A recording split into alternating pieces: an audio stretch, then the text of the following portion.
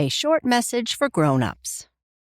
As parents, we know how quickly family time can slip into scrolling time, everyone on their own devices after a long day. Wouldn't it be great to share something active and fun instead? Meet Next Playground, an active game system powered by your body.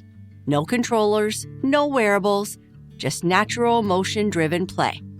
Join Bluey and Keepy Uppy, fly with How to Train Your Dragon, dance with Barbie, pop bubbles in Gabby's dollhouse, or train with Kung Fu Panda. All from your living room. And it's totally kid-safe. No ads, no in-app purchases, no mature content. Just clean, active fun to bring the family together this fall. Want to learn more? Visit nextplayground.com. That's nextplayground.com to explore active family gaming today.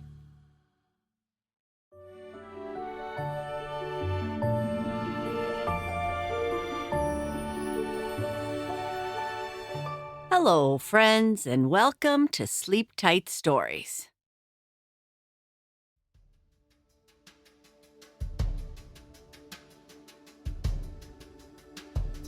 Halloween is almost here, and Jake is hearing things at his house. He was woken up in the night by a sound that he thinks was chains. The next morning, his sister Jennifer doesn't believe anything he says, but Jake is sure he heard a ghost. Jake and the Halloween Ghosts.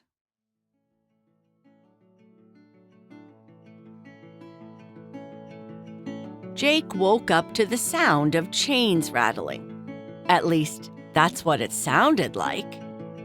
He sat up in bed, his heart pounding, and looked at his alarm clock. The cow-shaped one that Jennifer had given him as a joke because she said he had cow brains. 3:17 a.m. Great, just great, he whispered.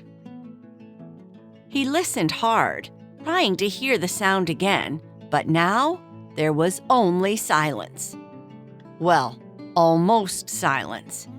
He could hear Jennifer's snorty snores from across the hall, which he would definitely bring up at breakfast. Jake pulled his covers up to his chin and closed his eyes. Just the house settling, he told himself, or maybe the wind, or maybe the heating system doing that weird clicking thing it always does. Or maybe it was a ghost. His eyes popped open. No, that's silly. Ghosts aren't real. But what if they were? Jake grabbed his phone from under his pillow. He wasn't supposed to have it in bed, but sometimes he just had to know something like right now. He searched. Do ghosts rattle chains? The first result said, chain rattling is one of the most common signs of a haunting. Oh no, Jake whispered. He did eventually get back to sleep. Eventually. The next morning, Jake plopped down at the kitchen table and reached for the cereal box. He shook it. Empty. Jennifer ate the last of it, his mother said, not looking up from her coffee. There's oatmeal on the stove. Oatmeal is just hot sadness in a bowl, Jake muttered. Dramatic much? Jennifer said, walking into the kitchen already dressed and looking annoyingly awake. You look terrible, by the way. Did you stay up watching those zombie videos again? No. I was woken up by a ghost. Jennifer stopped mid-bite of her toast. Then she started laughing so hard that crumbs fell out of her mouth. A ghost? Oh, this is too good. Mom, did you hear? Jake thinks we have a ghost. I didn't say we have a ghost. I said I heard a ghost. There's a difference. His mother sighed the way she always did when Jake started one of his theories. Oh, what did you hear, sweetheart? Chains, rattling chains, at 3:17 in the morning. That's oddly specific, Jennifer said. Did the ghost check in with you about the time? I looked at my clock. Jake, his mother said gently, the heating system has been making noises lately. Your father said he'd look at it this weekend. Heating systems don't rattle chains. Neither do ghosts, because ghosts aren't real, you stinky head, Jennifer said. Jennifer, don't call your brother names, their mother said automatically, like she'd said it 10,000 times before. Jake ate his oatmeal in silence, which tasted exactly like hot sadness, just as he'd predicted. But he couldn't stop thinking about the chains. And the more he thought about it, the more convinced he became that something wasn't right. After all, Halloween was only 5 days away. Wasn't that when the veil between worlds was supposed to be thinnest? He'd watched a video about it, a very educational video, on a channel that definitely wasn't supposed to be scary, but kind of was. At swimming practice that morning, Jake was so tired, he almost fell asleep during warm-ups. Jake, 10 laps, backstroke, let's go, Coach Tom yelled. Jake pushed off the wall and tried to focus, but his mind kept drifting back to the chains. What if there really was a ghost in the house? What if it was trying to communicate? What if, Jake, you're swimming in circles? Sorry, coach. After practice, Lucas caught up with him in the locker room. You okay, man? You seem kind of out of it.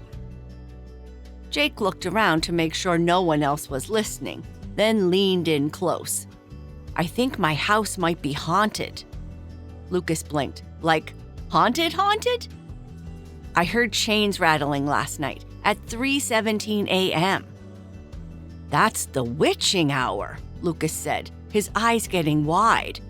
That's 3 a.m., not 3:17. Close enough though, right? Jake felt a rush of relief.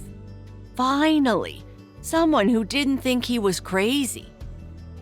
You believe me? I mean, it's almost Halloween. That's when ghosts are most active, isn't it? That's what I thought.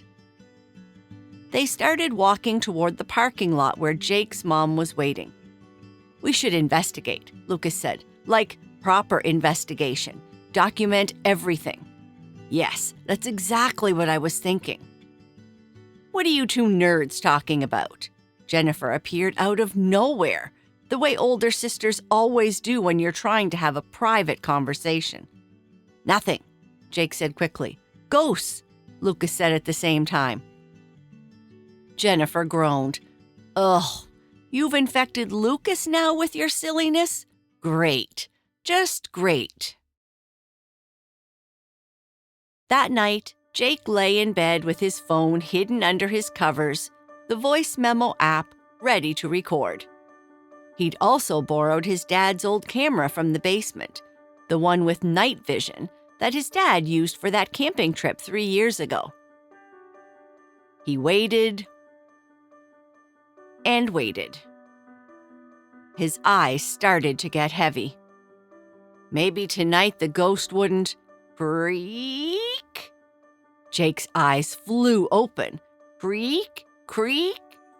Footsteps. Slow, deliberate footsteps in the hallway. His heart hammered in his chest. He fumbled for his phone, pressed record on the voice memo app and whispered, It's 2:47 a.m. I'm hearing footsteps outside my room. The footsteps stopped right outside his door. Jake held his breath. Then, nothing. He waited for what felt like hours, but was probably only 3 minutes. Finally, he worked up the courage to crack open his door. The hallway was empty.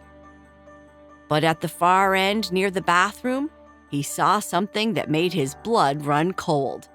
a white, glowing figure. Jake slammed his door shut and dove back into bed, his whole body shaking. He'd seen it. He'd actually seen a ghost, a real ghost, in his house. He grabbed his phone and texted Lucas, "I saw it. Glowing white figure in hallway. This is not a drill." Lucas replied immediately, "Take a picture." But Jake was already under his covers, heart pounding, trying to remember if ghosts could walk through doors. The next morning, Jake shuffled into the kitchen looking like he hadn't slept at all, which was basically true. "You look like death warmed over," Jennifer said cheerfully. "Get it? Death? Because of your ghost? Not funny." His mother felt his forehead. "Are you feeling okay? You don't have a fever." "I'm fine, just didn't sleep well." "Ghost keep you up?" Jennifer asked, barely containing her laughter. "Actually, yes." Jake pulled out his phone and played the voice memo for everyone at the table. His whispered voice came through clearly. "It's 2:47 a.m. I'm hearing footsteps outside my room." And then, clear as day, there was a creaking sound. His mother's eyebrows went up. "Well, that is creepy." "See?" Jake said triumphantly. "It's still probably just the house settling," his father said, but he didn't sound entirely convinced. "I also saw something, a glowing white figure at the end of the hallway." Jennifer snorted. "You probably saw your own reflection, genius." "I know what a reflection looks like." "Do you, though?" "Both of you enough," their mother said. "Jake, I'm sure there's a logical explanation." "There is. Ghosts." His father rubbed his temples. "No more scary videos before bed. That's final." "But Dad..." "Final." Over the next 3 days, Jake documented everything. More chain rattling sounds, 2 occurrences. Cold spots in the hallway, 3 occurrences. His bedroom door opening by itself, 1 occurrence, though it might have been because he didn't close it all the way. A strange smell like old flowers, 1 occurrence, near the bathroom. Objects moving on their own, 1 occurrence. His swim goggles were on the floor instead of his desk where he definitely left them. He kept a notebook, which Jennifer called his diary of dumbness, and showed everything to Lucas, who was fully on board with the ghost theory now. "We should do a séance," Lucas suggested during lunch at school. "What's a séance?" "It's where you try to communicate with the spirit." "How do we do that?" "I don't know. I saw it in a movie once. I think you need candles." "My parents will never let us light candles." "Flashlights then, close enough." By Halloween day, Jake was convinced their house was definitely, absolutely 100% haunted, and he had a plan to prove it. "Absolutely not," his mother said when Jake presented his plan at dinner. "But Mom, you are not staying up all night on Halloween to catch a ghost. You have swim practice in the morning." "Can I at least stay up until midnight? Please? Lucas can come over. We'll be quiet." His parents exchanged a look. "Fine," his father said, "but midnight is the absolute limit, and no waking up your sister." "I'll be awake anyway," Jennifer said. "Someone has to make sure you two don't burn the house down." Halloween night, Jake and Lucas set up their ghost hunting station in the living room. They had Jake's dad's old camera with night vision, 2 flashlights, Jake's phone to record audio, a notebook to document everything, a bag of Halloween candy they were definitely supposed to be sharing with trick-or-treaters, but weren't. Jennifer sat on the couch scrolling through her phone and occasionally making ghost noises to scare them, which worked more than Jake wanted to admit. "This is so silly," she said for the 15th time. "You don't have to come down here," Jake pointed out. "Someone has to be the voice of reason." "The voice of annoying, more like," Lucas muttered, and Jake fist-bumped him. At 10:47 p.m., they heard it. Chains. Rattling chains. Jake and Lucas looked at each other, eyes wide. "Did you hear that?" Jake whispered. "I heard it," Lucas whispered back. "Oh, please," Jennifer said. "That's obviously creak, creak, creak." Footsteps coming from upstairs.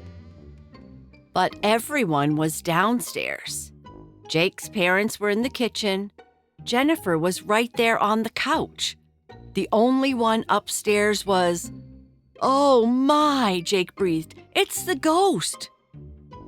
Even Jennifer looked a little uncertain now. The footsteps continued, slow and deliberate, moving from one end of the upstairs hallway to the other. "Should we check it out?" Lucas asked. "Are you crazy?" Jennifer hissed. "That's how people get hurt in horror movies." "But we need proof," Jake said. His hands were shaking, but he picked up the camera anyway. This was it. This was his moment. He was going to prove that ghosts were real, and then everyone would have to apologize for calling him silly and stinky head, and... The lights went out. All of them. The whole house plunged into darkness. Jennifer screamed. Lucas grabbed Jake's arm so hard it hurt.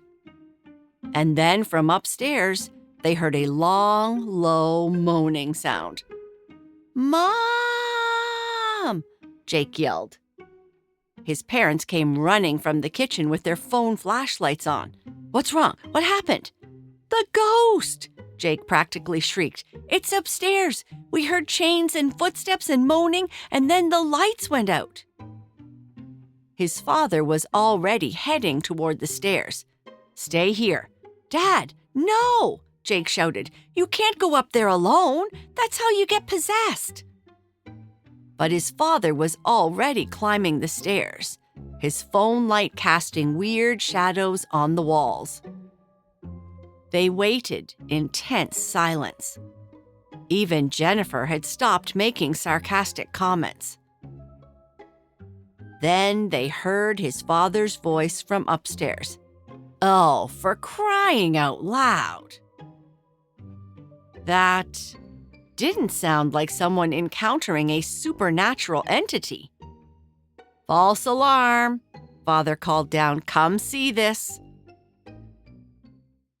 Slowly, nervously, Jake climbed the stairs with Lucas and Jennifer behind him. His mother brought up the rear. At the top of the stairs, Jake's father was standing in the hallway, holding something. It was a cat. A very fat, very annoyed-looking orange cat wearing a collar with a little bell on it. "This," his father said, "is what's been haunting us." "What? But how?" Jake stammered. "Must have gotten in through the basement window. I noticed it was cracked open earlier." "The chain rattling? That's this." He jiggled the collar, which had a nameplate attached with a small chain. It made a rattling sound. "The footsteps?" Jake's mother said, shining her light down the hallway. "Cat walking around?" "The glowing white figure?" Jennifer was grinning now, clearly delighted by this turn of events. She opened the bathroom door where the nightlight was plugged in, casting a white glow. Probably this, reflected off the mirror. "And the moaning?" Lucas asked weakly. Right on cue, the cat let out a long, mournful meow. But the lights went out, Jake protested. His father sighed. I was trying to fix the circuit breaker before you all noticed. Old wiring. Probably needs to be replaced. I flipped the wrong switch trying to isolate the problem. The cat meowed again, louder this time, struggling in his father's arms. The cold spots? Jake tried one more time. That's actually a real thing, his mother said. The heating system needs repair. I told you your father was going to look at it. Jake looked at the cat. The very normal, very alive, very non-supernatural cat. So, no ghost? No ghost, his father confirmed. Jennifer burst out laughing. Oh, my brother. Oh, my. You were terrified of a cat. This is the best Halloween ever. I'm telling everyone at school. Jennifer, their mother started.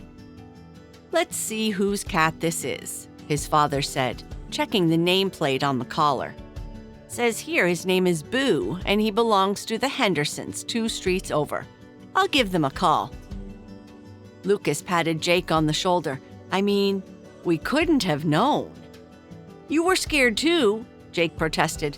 Oh, I was absolutely terrified, Lucas admitted. But I'm not the one who's been keeping a ghost diary for the past week. The next morning, Jake came down to breakfast to find a gift bag on the table with his name on it. What's this? Open it, his mother said, smiling that smile that meant she thought something was cute, but Jake probably wouldn't. He opened the bag.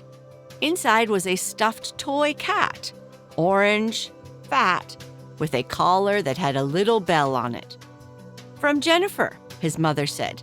She stayed up late making the collar. Where is she? Jake asked suspiciously. Sleeping in, but she wanted me to give you this. There was a note attached to the cat. For my stinky little brother who got haunted by Boo the cat. Love, your annoying older sister who is always right. Jake couldn't help but smile a little bit. Just a little bit.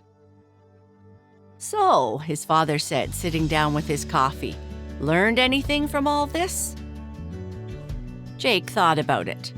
The chains that were a collar, the footsteps that were tiny cat feet, the glowing figure that was just a nightlight, the moaning that was just cat sounds. Yeah, Jake said, I learned that cats are very suspicious and probably secret agents of some kind. His father choked on his coffee. His mother laughed so hard she had to sit down. And Jake grabbed a bowl of cereal, the good kind, full of sugar, and started planning what he'd investigate next. Because just because the ghost wasn't real didn't mean there wasn't something weird going on in the neighborhood. He was almost positive he'd seen a UFO last week. Almost positive.